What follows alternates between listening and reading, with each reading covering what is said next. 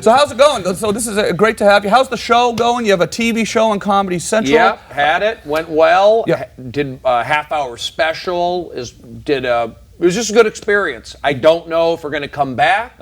People always ask, there's going to be a season 2. What's going on next? I'm just kind of riding the organic wave. Do you want to come back?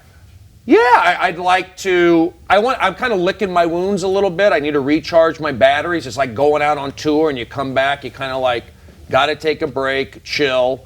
But I have ideas, and those ideas change weekly. I have an idea now what I would do, but ask me in a month, it might be different. Tell everybody about the show. Describe the show. It's a reality show, is it? Yeah, the show was about me doing audience warm-up, which I do, and I still do, and taking it to the next level. How do you get from doing audience warm-up to doing more stand-up, doing more TV, going to that next level? And Zach Galifianakis, my friend, who I knew before a lot of this stuff, before The Hangover, he always said that, you know, Brody, you have a funny family, not unlike how you are with your parents, how I was with my sister. We were into like silly, stupid things, and we were arguing. I'm 40, she was, you know, a little bit older than me. So Zach always put in my head, that was a funny show. And so that's what we did. We shot the pilot, and it was an introduction to me. It was my sister and myself reconciling for my mom's 80th birthday. It's kind of like what's going on here in my life, right? There's a little bit of that, yeah. I have my mom on the show,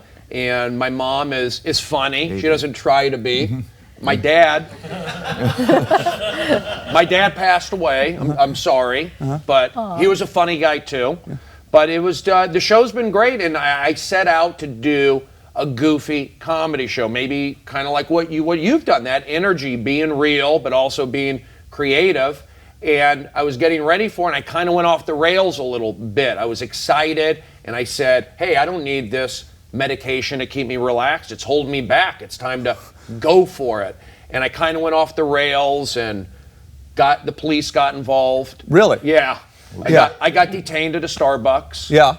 And because was it just the pressure from the show was getting to you? Because you've been working as a stand-up comedian for years, and all of a sudden there's this show and there's pressure, is there? I was more excited. I didn't feel the pressure. I felt I'm doing good. I was doing these comedy festivals. I went to Ireland, Montreal, and I was just feeling, okay, I'm feeling good. Maybe I don't need this antidepressant to, you know, maybe I'll taper down. Yeah.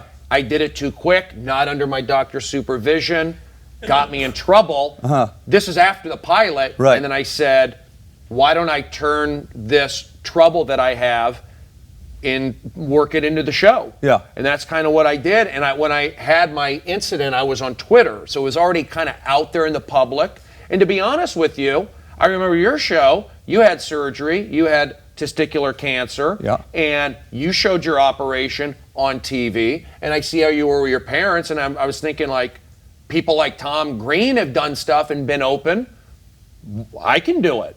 So I just did it. I was being real, and I get emails that I inspired people, and I was just trying to do a comedy show. I let them capture me the first go around. We had an HBO internet. And then Comedy Central bought it. And then when Comedy Central bought it, I felt like, okay, I got to make this funnier. I'm going to add funny. And then I just started adding drama. You know, I did your podcast. I did Dr. Drew's podcast. And I just threw it all in and kind of tweaked things as we were going along. And at the end of the day, it really made a mark with people.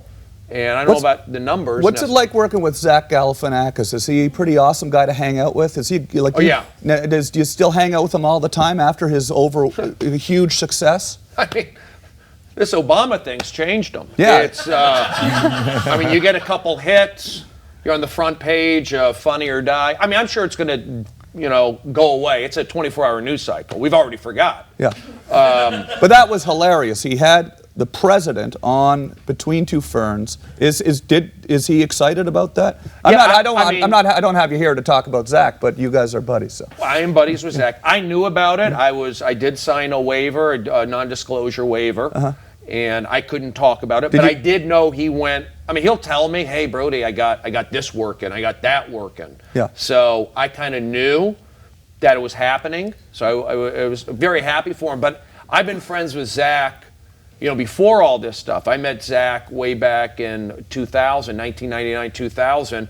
And yeah, funny, instantly, okay, but an even better guy. Your show is filled with tons of huge comedy talent. You're friends with all of these like Sarah Silverman's in your show, and Tim and Eric are in your show. Tom Arnold. Tom Arnold. Yeah, and this has come from years of just being a great stand-up here in town. Your stand-up's different than your average stand-up, though. Yeah, I think my stand-up's in the moment, crowd work, energy, riffing, jokes also. I mean, it is about jokes, but having those jokes allow you to go and be different and try to explore. And if they're with it, they're with it. If not, okay, here's a joke, back to that.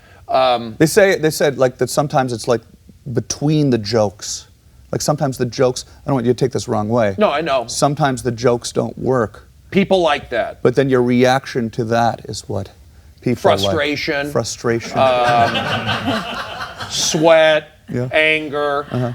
And I used to really get hard on myself about it. Like, now I've kind of figured it out. I know I'm a little different and they may not get it. So if I do get frustrated, it's kind of a fake frustration. I don't go into that red level. I kind of keep it here. And that's just part of stage time, just going on. And I did warm-up. I've done 2,500 television warm-ups. I started at Fox Sports back in 2001.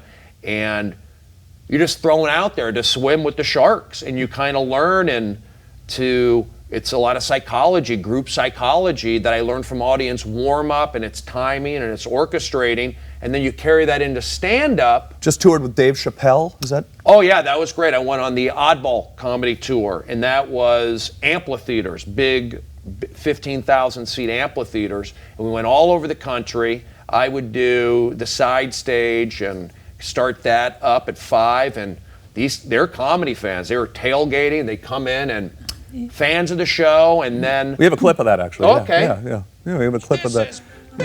Yes. You got it. What a round of applause. I didn't ask for that, but I will accept it. I'm walking through the audience with Jesus. That's what I do. Two Jews hanging out. Arms crossed, negative energy. What's going on here? Maybe anti-Semitic. That's what I'm picking up on. Sorry for spitting on you. You got it.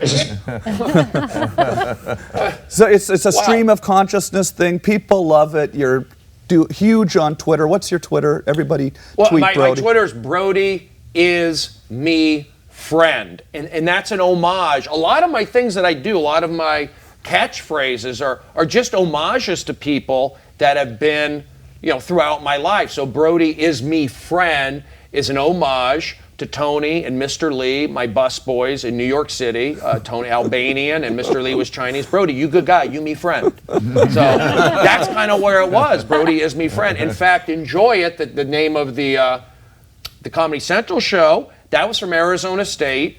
I went to school there, I played baseball, and I remember I went to a McDonald's, and the girl working there, I ordered a #1 combo, and she was just so excited, and she goes, enjoy.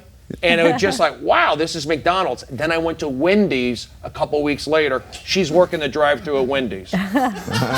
Enjoy your chocolate frosty. So I just took enjoy, and we turned it into, it was a baseball thing. Great. Okay, well, we're going to take a break. Time for a break? Is it time for a break? Okay, we'll take a break. We'll be back with your friend. Okay. Neil Hamburger is going to come out and join us. And we're going to take some calls, and we're going to hang out with Neil Hamburger, Brody Stevens, my parents. Yeah. Stick around. We'll be right back. Cool.